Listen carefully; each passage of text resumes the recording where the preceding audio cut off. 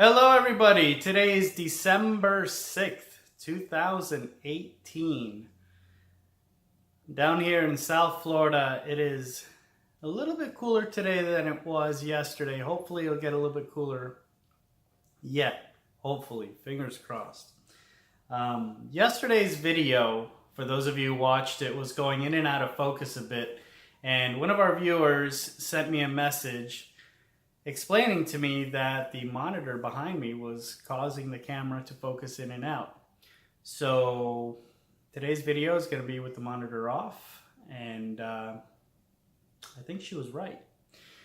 Anyhow, the video is going to be about what is one of the, at least in my opinion, and is one of the most popular content management systems. Most of you already know what that is. It's WordPress. They dominate the content management, the CMS market, and reason being is, number one, not only is it open, so it's free, but there are over 52,000 different plugins you can use for it. Some are paid, others are free. It's pretty much a plug and play system. It's very modular, that you can use without needing to know code. I've used WordPress in a few of my projects. I've also hand coded others.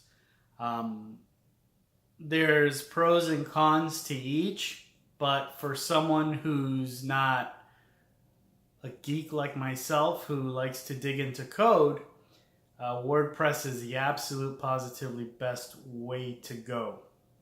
Just be sure you keep everything patched and updated, including the plugins, because of its popularity.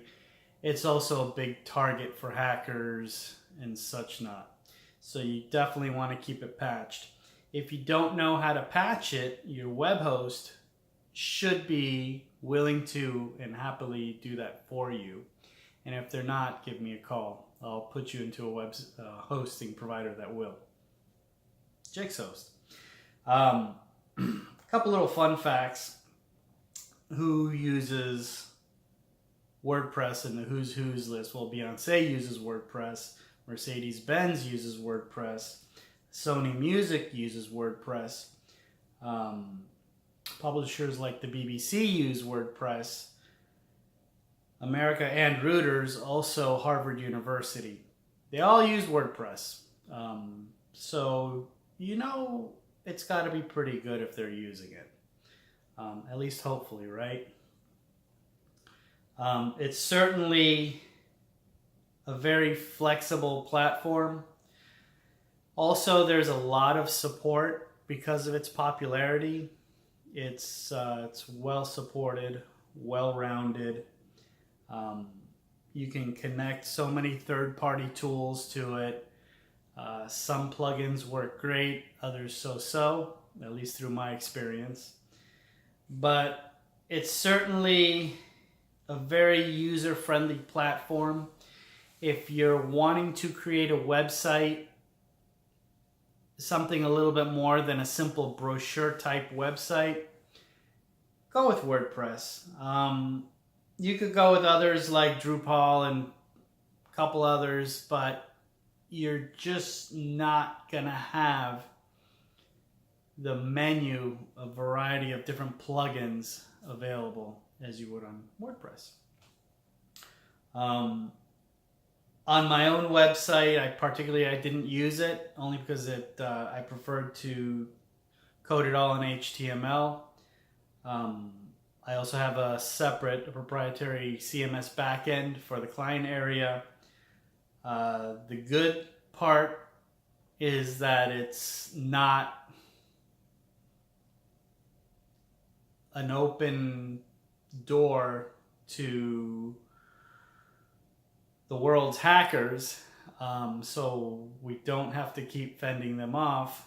Bad news is it's constrictive. There's not a lot of adjustments that I can do without having to tear the thing apart and essentially rebuild it from ground up.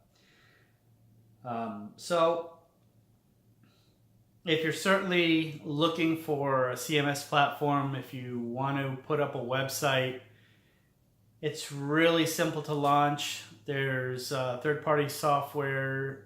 For example, in our hosting company, we use a platform called Softaculous, and it's pretty much a 3-click operation. You type in your domain, two